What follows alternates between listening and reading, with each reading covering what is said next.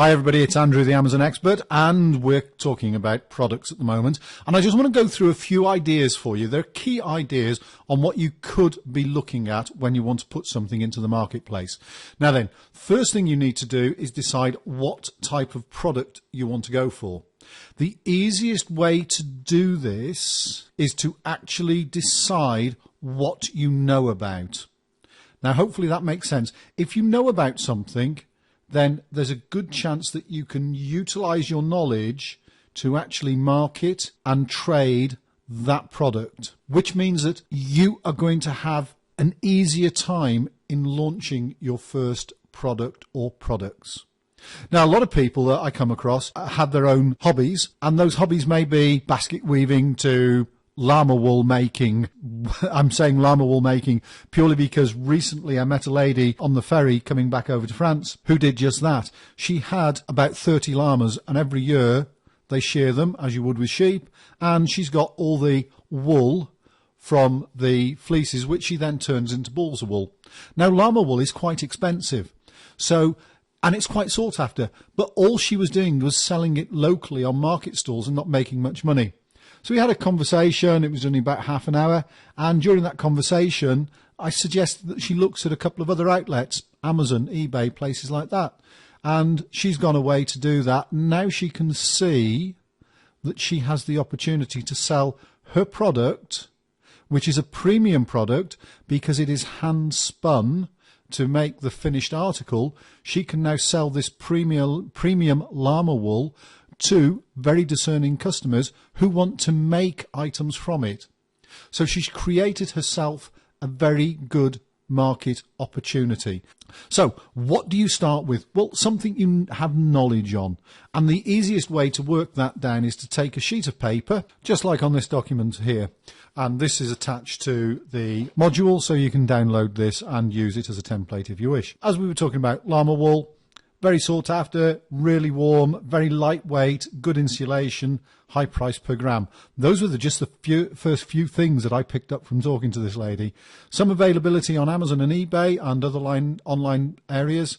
And where would I find it from? Well, interestingly enough, llama breeders and other wool merchants, because a lot of llama breeders will sell it to the wool merchants because they cannot spin it into balls of wool. So there's lots of ways of finding the opportunity there. Interestingly, does that mean there is an opportunity to create a spinning scenario for llama breeders? That was something else that came up in the conversation that I had. So download this document and utilize that just to help you a little bit, because if you can start jotting a few things down and just writing a few things, whether you do it on a notepad, whether you use a document like this, if you do something like that, what you're doing is teasing some of the information that you've already got in the back of your mind, so that you can say, yes, I do actually know about that. So that is a good way to actually make a start.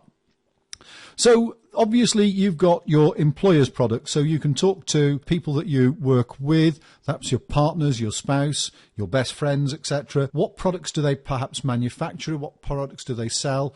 Where is there a gap in the market that you could take that product and move it and sell it in the marketplace? It may be it's already there on a volume basis. Then go and have a look to see if there is enough profit in there to actually work out whether you can make any money from it. Handcrafted products, as we've said about the llama wool, there's loads of handcrafted products out there, from the basket weaving right through to the handcrafted pottery, that type of thing. Tends to be a bit more bespoke, so you'll have limited editions, or you will have made for personalized items, that type of thing.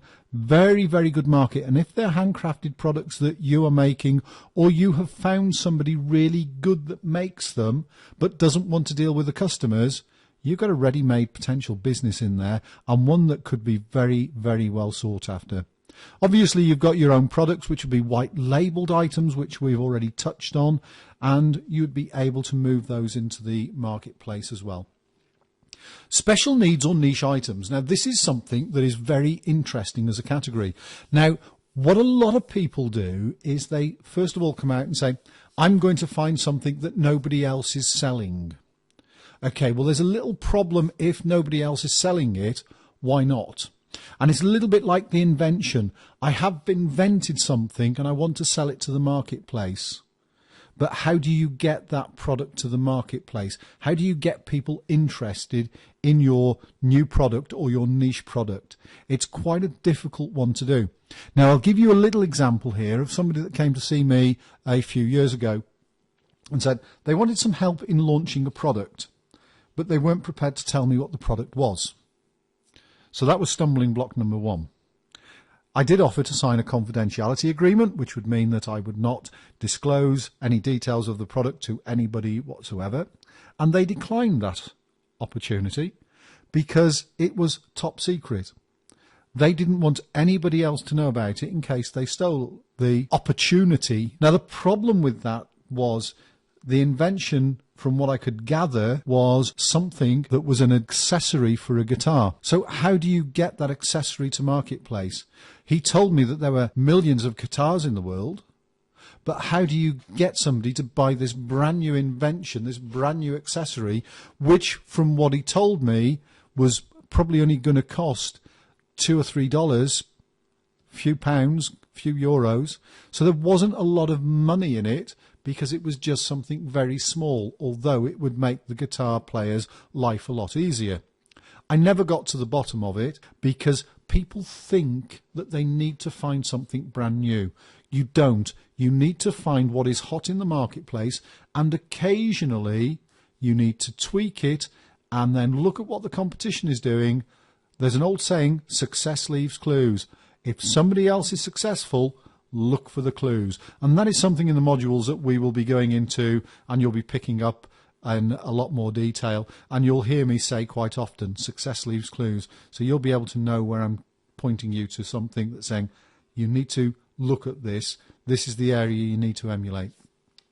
And again, mass market volume items, the issue you've got in there is your buying power. If you've got enough buying power to get the price you need, or enough contacts to get as close to that manufacturer as possible to get the same price as the big boys that are playing there, then go after that market as well.